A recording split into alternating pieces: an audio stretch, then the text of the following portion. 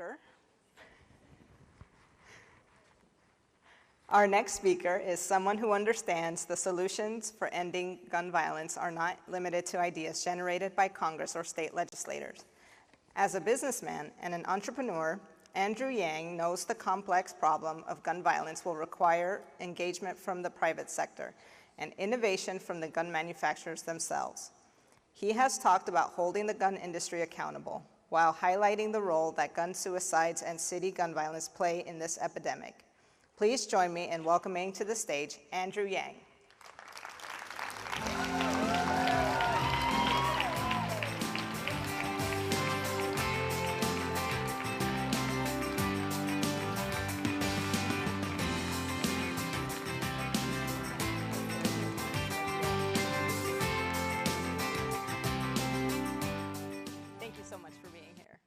My question to you is, if elected President of the United States, how will you prioritize gun safety in your administration?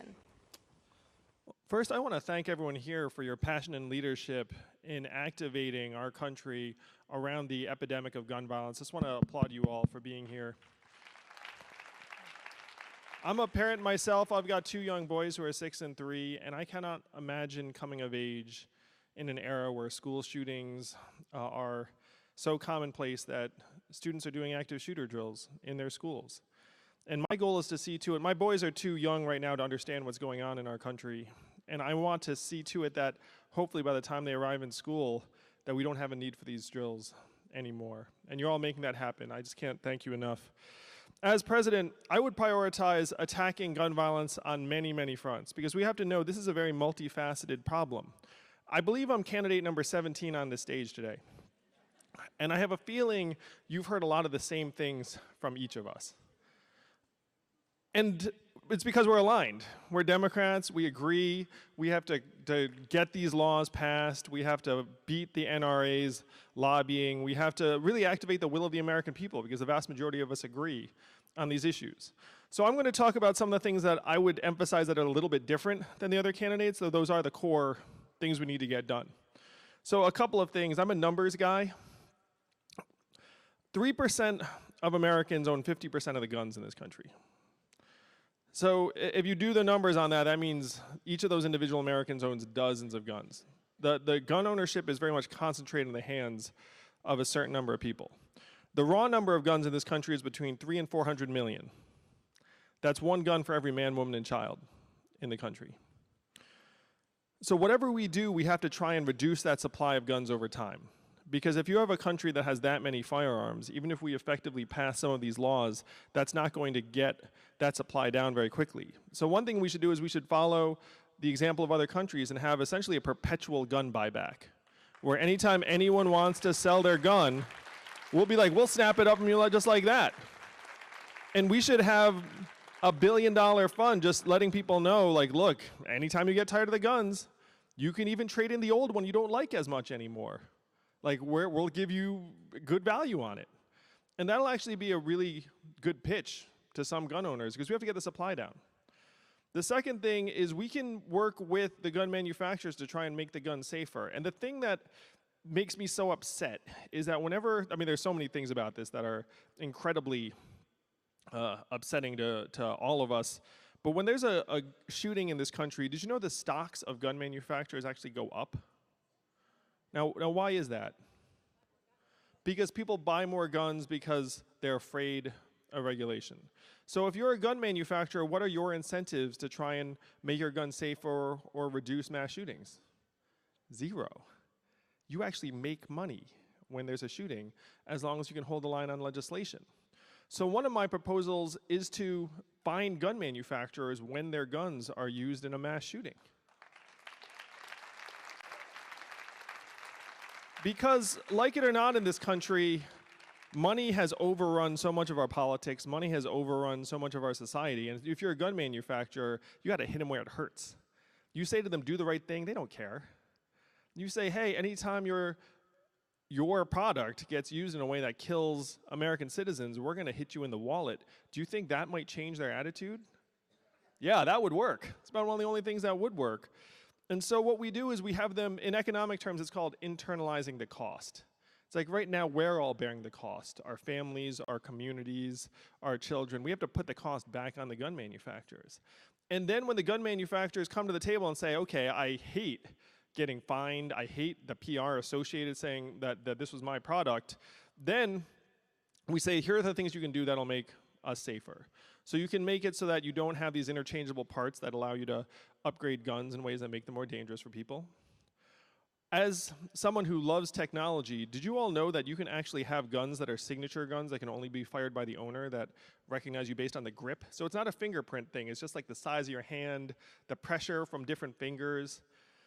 A lot of gun owners would actually like that because it makes their gun more personalized.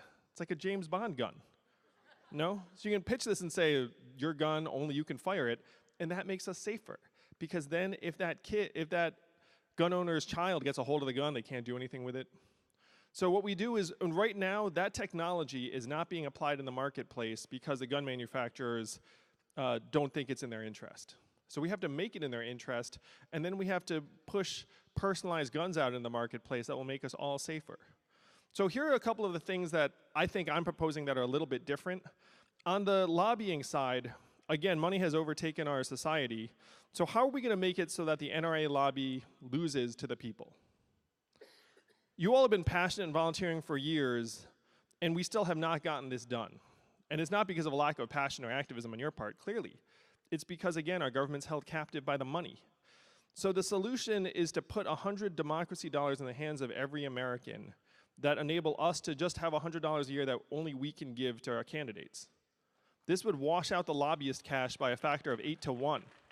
So then if you're a legislator and you do something that makes us happy, we give you $100, that's like, over time it's millions of dollars, and then the gun lobbyist says, hey, I've got 100,000 for you. They'll be like, I don't care about your 100,000. I'm getting millions from the people of the United States.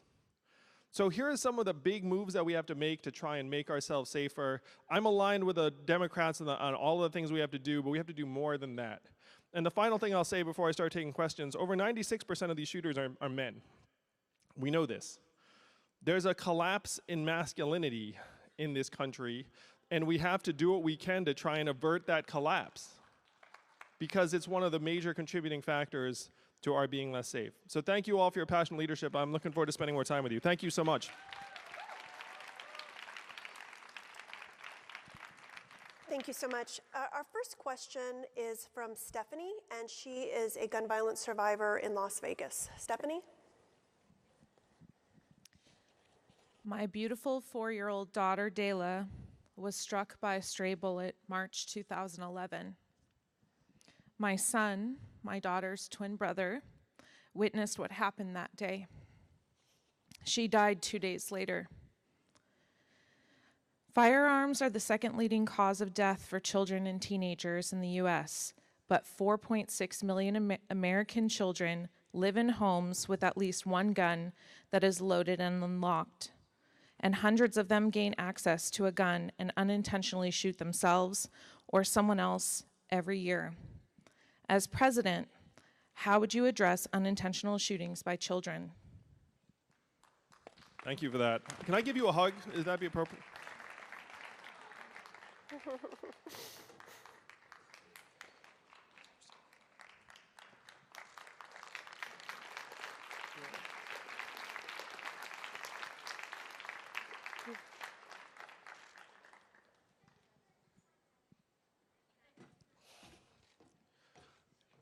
I have a 6 and 3-year-old boy. I was imagining.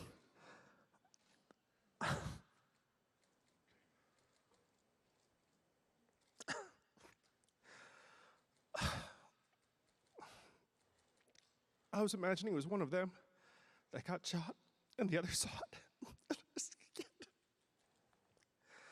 I'm so sorry.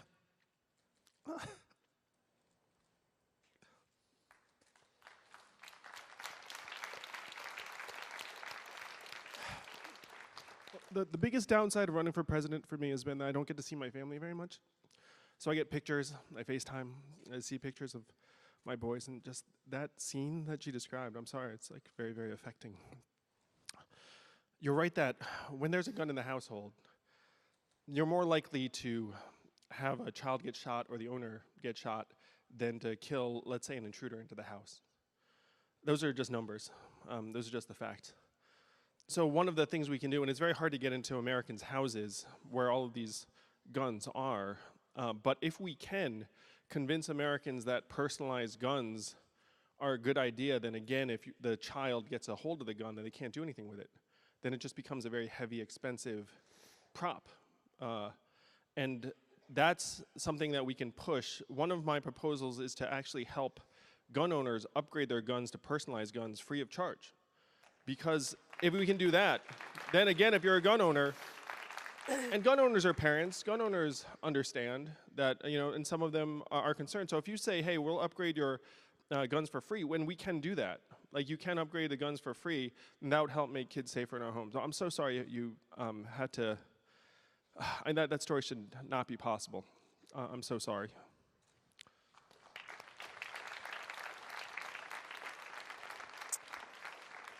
Thank you, Stephanie. Thank you, Stephanie, and thank you so much. We now have a question from Corrie Pennebaker, who is a gun violence survivor from Wisconsin. May I call you? Oh, is this on? Is this on? Oh, there it is. May I call you Andrew? Yeah, of course. Awesome, because I'm sure we're friends by now. My name is Corrie Pennebaker, and I am my mother's voice. It'll be 40 years this coming September that my mom shot and killed herself. My mom's name was Joyce. She was only 27 years old. I was only 20 months old. I don't know what my own mom's voice sounds like. I don't know what it's like to have my own mother tell me that she loves me. Gun suicides like my mom's happen every 25 minutes in this country. It's the most ignored, but yet it's the most amount of gun deaths in our entire country, but yet we don't talk about it. But since you're a numbers guy, this is something that I'm sure that you're going to know. I think you've already talked about it, that we know that access to a firearm increases the risk of suicide by 3 times. And you know who else that knows that? The entire gun lobby knows. They simply don't care. Yet it has done little to warn, the gun industry has done little to warn purchasers in the community of the risks of suicide. Now, Andrew, can you tell us how you would get the gun industry to adopt responsible business practices that warn of the risks of guns, so that no one ever has to walk for a second in my shoes?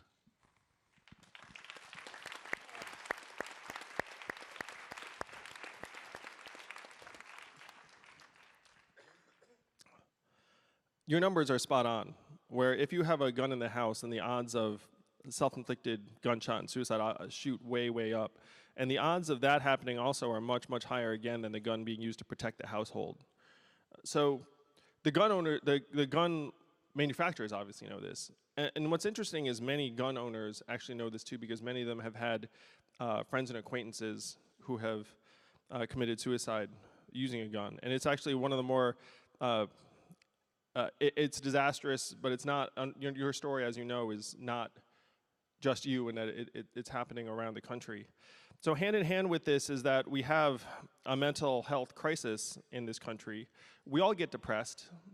The question is, when you get depressed, do you have a gun in the house that enables you to do something irreversible and catastrophic that you would regret immediately, the next minute, the next moment? If there was, like, this may betray some darkness inside of me or something, but like if you had like a self-destruct button on your body and you just hit it and then you immediately like disappeared, like I have a feeling like a lot of us would have hit it at some point in our lives, you know what I mean? You know what I mean? It's like you just be like, and I can disappear now, and then just hit that. It's like, and so the problem is that these guns actually empower those dark thoughts or feelings in us that often pass, but in the moment they can become, so overwhelmingly powerful. So on this side, we have to own the fact that guns are more likely to be used in these terrible catastrophic ways inside the home than in a productive way. We have to educate gun owners. We certainly have to take the gun manufacturers again and try to have their incentives get aligned to this. So in this way, we can find the gun manufacturers when their guns are used on the owner, and then we can fund mental illness approaches. I see gun ownership in the same way I see some other things, like let's call it tobacco. You know what tobacco And they got hit by various legislation, and then we all see these anti-tobacco commercials. You know, it's like truth, and there should be a version of that for guns. And so this way we can elevate awareness around the dangers that guns pose to their owners, and educate the public, and hopefully empower more people to avoid those catastrophic, irreversible moments.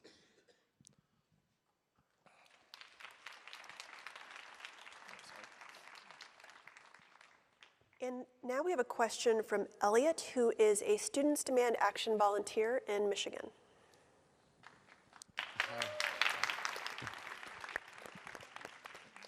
So I'm a volunteer with Students Demand Action in Michigan, and on the advisory board. And we've heard you talk a lot today and throughout your campaign about technology and the future that we have in technology and how it can change our culture. But what I'm worried about is the future of technology and gun safety. And we talked about good things today, like the personalized guns where it's got your fingerprint or whatever on it. But there's also people who can go on the internet and find a gun seller and buy it without a background check. And there's people who can 3D print illegal gun blueprints in their basement. So what will you do, what can we do in order to make sure that technology does not endanger our communities through these methods? Thank you for the question, Elliot. And if you know anything about my campaign, you know that I believe that technology is very much a double-edged sword. It's certainly not an absolute good. There are many, many negative impacts of technology. And what you describe, 3D guns as an example, the big danger around 3D guns is that you can make guns that are not made out of metal that can evade metal detectors. But right now, those sorts of guns are very low on the list of public health concerns because, frankly, it's just so much easier to get a normal gun. You know what I mean? It's like why would I need to print a gun if I can just go to Walmart and like buy these guns? And the 3D printed guns tend to be less destructive in terms of firing capacity and rounds. They tend to be more of like they're not automatic weapons for the most part. Let's put it that way. In terms of using technology to procure weapons illegally, I couldn't agree more. It's a massive problem. And it's one of the big frustrations I have around the conversation we have on gun control is that even if we were to pass some of these common sense laws, my great concern is that it wouldn't meaningfully affect the supply of guns in the country, and it wouldn't meaningfully affect access if someone wanted to go on the black market on the internet and find a gun. So we have to know that these rules are not going to be a cure-all, and then we have to penalize. If you sell a gun illegally to someone in this country and ends up getting used, we should be coming down on you like a ton of bricks. Like I would certainly have my Department of Justice and FBI be curbing illegal gun sales on the internet if we can get our arms around the legal supply. Because right now the legal supply is much more likely to get a gun into someone's hands right now. Again, the black market isn't as necessary if you can walk into a Walmart right now and buy a gun in many instances. But you're 100% right, technology is going to cut both ways.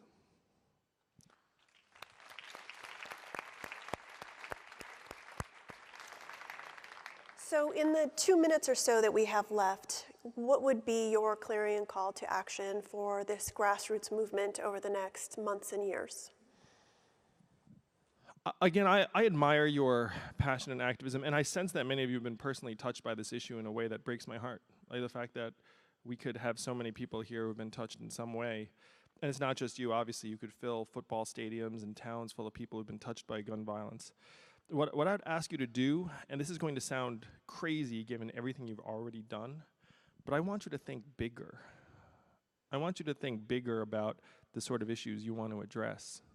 Because to me, gun violence is like the last step in this disastrous chain of events. And what we're doing right now is we're looking at the last step, or the last two steps, which is how did this person get a gun, and then how did they end up killing themselves or someone else. But there are typically many things that happen before those last two steps. And as a problem solver, I know that often the earlier you can go back in that chain, the better off you're going to be at remedying the end result. So we have to think bigger about the society that has led people to those last two steps. We have to attack the last two steps with everything we've got, with our heart and soul. But then we also have to try and make families stronger, schools stronger, mental health, culture, particularly young boys who end up becoming young men. And then, if things go wrong for them, unfortunately, they are much, much more likely to end up doing something either destructive to others or in some cases self-destructive. So I want you all, and I know this is an incredible ask of me, but I want you to think even bigger about the kind of society we have to build so that we can genuinely pass along a society free of gun violence to our children.